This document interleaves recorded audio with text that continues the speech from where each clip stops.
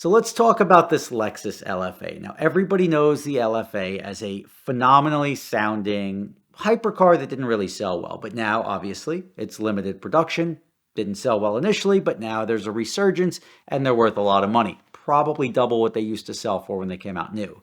There just happens to be a guy I know who's been through a little bit of a rough patch and just pled guilty to a count of wire fraud and will be sentenced in January. A good plan to go through life is that I don't want to be investigated by the FBI because you've done something really wrong there. And because you'll call the FBI all the time, like, hey, my business partner stole 25 grand, whatever, civil matter, civil matter. Well, and the FBI's like, all right, we got one. This guy had an LFA, orange, claimed he paid $1.5 million for it, did not. He paid between $500,000 and $600,000 for it, whatever he bought it for, and had it insured for $800,000. Sure enough, one of these hurricanes swept through New York, and he told me that it got flooded. I'm like, all right, cool. Sorry to hear. And he's like, starts going through this process because I had cars in my warehouse that got flooded. He's like, yeah, the insurance company is giving me a check for $2.7 million, whatever it was. He sent me an email from the insurance carrier. I'm like, there's no way they're giving you $2.7 million for that car. Yeah, it's 2.7. It's agreed to AIG, this and that. And they're selling me the salvage for $3,000. I'm like, come on. And he's like, I've already resold the car. And I'm like, all right.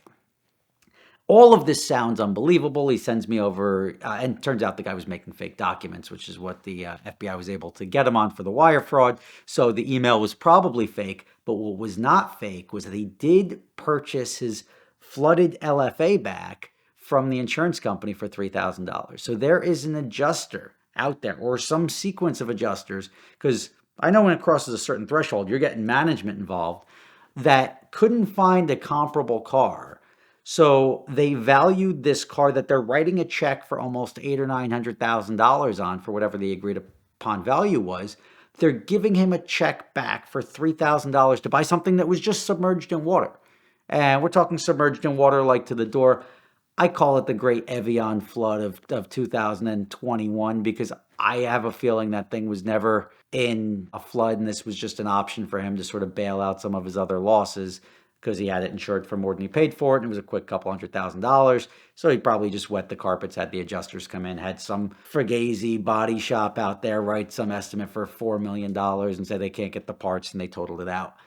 But to sell it back to him for $3,000, when I found out that that was true, I was like, holy crap. Now, he turned around and then sold that car to Houston Crosta, who's got a rental car company and a YouTube channel out in Las Vegas. And I think the number on that was like 400,000, somewhere in that ballpark. So he bought the salvage back. And honestly, let's just say this is hearsay now. I'm saying there was nothing wrong with the car. Sold that for $400,000 with effectively a bad title on it, but there was nothing wrong with the car. And bought it back. So this whole transaction, this guy made, just say, let's use the high numbers. Paid 600, got 800 from the insurance company, made 200,000 there. Then bought the salvage back for 3, sold it for 400,000. He made 400,000 there. Don't worry about the 3. It's a rounding error. So he made $600,000 off of putting, let's just say he took a loan out on the car because there was a buyout. He put $100,000 down and made $600,000 after stunting around in an LFA for 6 months. I should have seen something coming as far as that was going because he wanted to come down. We rented the racetrack down in Barber Motorsports Park in Alabama. He wanted to bring the LFA down. Put it on my truck, bring the McLaren behind it, and we have a LFA and a McLaren 620R all being pulled by my $15,000 salvage truck. But it was off to Barber Motorsports Park. Gets there and he starts, and this is a private track day. There's 3 cars. I'm a big fan of like having private tracks, but when you get the phone call from the track being like, hey, you guys coming? Like, what do you mean? We're having breakfast. Like, oh, okay. Well, usually people show up like 30 minutes before the gates open and we call you at 10 a.m. and you're having breakfast. Okay, yeah, we'll be there. And we show up with like 2 cars and stunt around for the day. So that's a good time.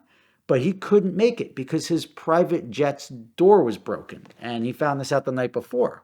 All right, well, I towed your car down. I'm going to take it on the track. You can't take it. You can't take it on the track. You have no insurance. I'm like, bro, I've never crashed a car in my life. Like, and I'm not going to go set a lap record in your car, but I just trailered it down here. I'd like to put a couple of miles on it and enjoy it because I didn't bring anything else. We had the McLaren, we had a SVJ, and then the LFA. So that LFA was also towed from New York down to Alabama and back, and I didn't even take it off the trailer because I respect somebody's wishes because it's their car.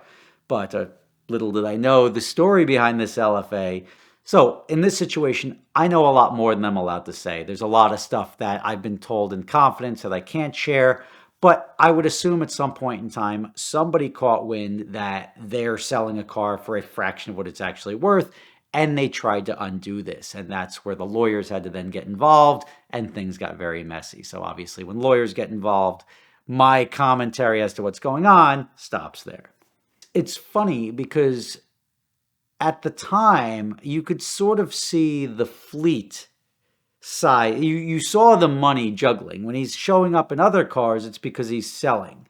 So he would always have cars, but like the most I ever saw him with was probably like $3 or $4 million worth of cars.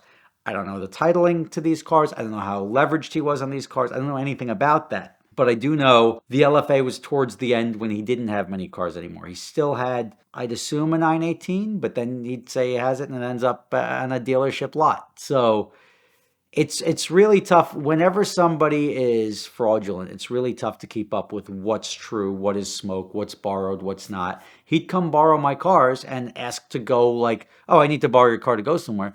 And I'm sure he was just going to show up somewhere in a different car just so people see him in a different car. That's the problem with not being legit, is that you have to keep up this illusion. And when you're burning through money, the only way to keep up the illusion is to borrow stuff that helps keep the illusion going.